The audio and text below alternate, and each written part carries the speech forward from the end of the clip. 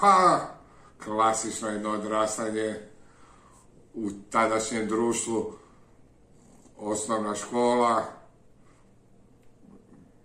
Roditelji su bili relativno dobro situirani, tako da nismo imali problema. Mama je pokojna, bila je prosvjetna radnica, radila je u osnovnoj školi IGK u Borovu, otac je bio upravitelj veterinarske stanice Vukovar. Inače je magistar veterine. Odrastali smo u stanu jednom u Vukovaru, nije bio nešto prostoran velik. Brat pokojni, a brat je poginuo 1991. u Vukovaru, 5.10. u borbenom djelovanju. Da. Teško reći da nisu bile podjele, točno se znalo koje su hrvatska sela, koje su srpska sela.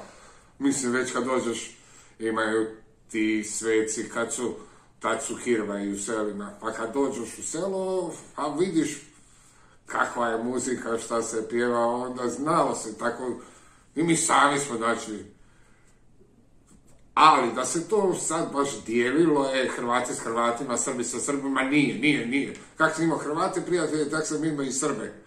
Ali kad bi došao moj Božić, svi su mi čestitali.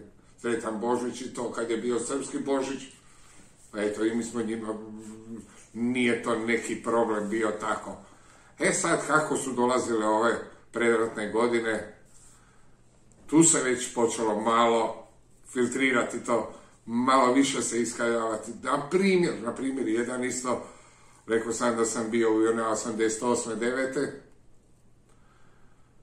I prvi put kad sam došao doma, ovi frendovi su došli i mi smo dogovorili se između sebe, se igra utakmica mi u kvartu, u kojem smo odrasli, taj Vukovar novi, ajmo reći, oko osnovne škole Ivalova Ribar. I na školstvom smo igrali nogomet. Nazvali smo utakmicu Urugvaj protiv Čilea. Urugvaj smo bili mi kao Ustaše, a Čileanci su bili oni, Čile, četnici. Da.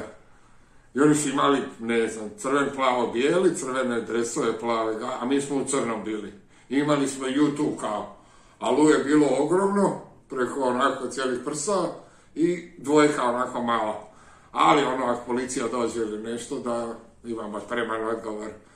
Mislim, iz toga se već vidi da smo se, znači, počeli razvrstavati. I prije toga smo mi znali sve sad, oni pravoslavne vjere, ja sam katoličke. Osobno nisam išao u crkvu, ni to nekad u Osijek, kad bi kod bake došao i tako, ona me je vodila, ali u Vukovaru nisam baš posjećivao.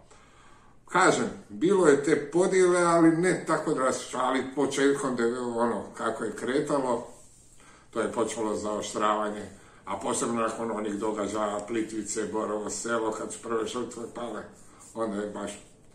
onda je počelo naoružavanje, a dalje, Tako da te 90. su bile nešto što smo mi već imali u sebi.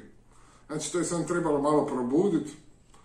Znači, to je sve bilo neki ideali, neka nadanja, neka naše želje, češnje, koje smo imali od malena u sebi ugrađene. Na taj način smo bili malo tako kažem da je 91. samo to bilo u nama, samo je trebalo malo, nažalost, to se sve desilo u mom gradu, Vukovaru, koji je bio najviše napaćen, najviše stradao u samom Domovinskom ratu, kroz ljudske žrtve, kroz razaranja, kroz sve ostalo. Tako da je to postao dio mog života. Na primjer, ja uvijek život kad dijelim, onda je do rata i poslije rata. Do rata je bio jedan smisao, bio je jedan život, poslije rata je postao drugi. Sad se tu najviše gledao na brata pokojnog. Znate, imali ste rekao, to mi je bio šok. Da, to mi je bio šok. Mi smo se dogovorili da idemo u proboj. Nas oko 200-tinjak je krenulo u proboj 17. popodne. Bili smo jako velika grupa, tako da sam bio dosta skeptičan oko toga kako ćemo proći sve to, kako će to sve ići. Tako da smo 18. već Znači, nakon jedno 20 sati, 18. smo se razdvojili u više skupina. Moja skupina je naletila kasnije na jedne transportere gdje smo pucali po njima, makar nismo trebali moje osobno mišljenje, ali vjerovatno to ludilo i sve to. Jer cilj je bio izaći u proboj što tiše, što lakše, što da si ne čujem, da te ne vidi niko. Međutim, mi smo tu pucali i tu nas je dosta stradalo i razdvojili smo se. I tu sam se razdvojio, ostao sam sam. Da bi dalje, nakon još 1 kilometar 2 puta, ispred jednog sela Mirkovci se zovu, to je odmah spojeno s Vinkovcima, naletio na kamion jedan koji je bio u kvaru pored ceste. I ja igrom slučaja pretrčavao sam put i tu su me zarobili.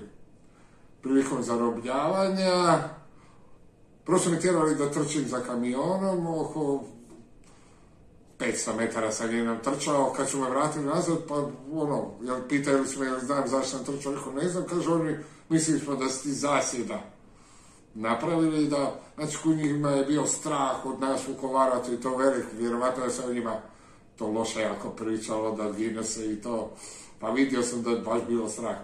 Međutim, imao sam malo sreće, bio je jedan poručnik, jednako i me, hajmo reći, zaštitio u tom trenutku, nije dao na mene.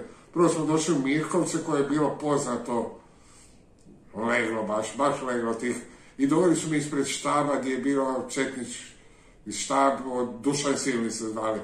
Ispred su sjedili ti četnici. I kako je taj poručnik ušao u kuću jedno pored, oni su me kao uzeli, oni su me, ovi iz kamiona su me njima htjeli predati, tim četnicima. Oni su odmah krenuli, pošto sam bio u uniformi Zbora narodne garde, zarobljen.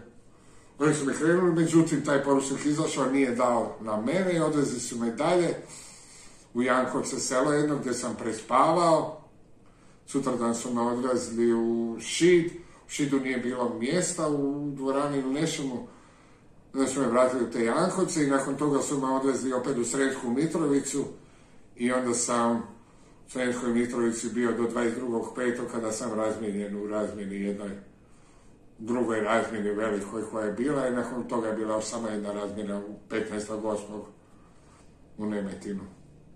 Da.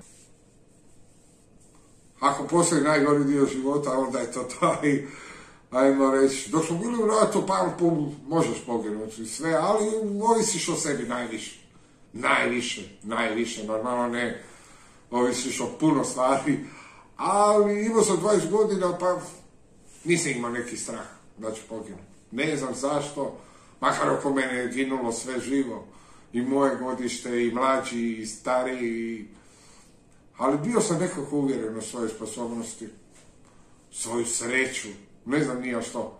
Dok u logor kad smo došli, tu već ništa nisi mogao. Bio si prepušten njima, pa što ti daju.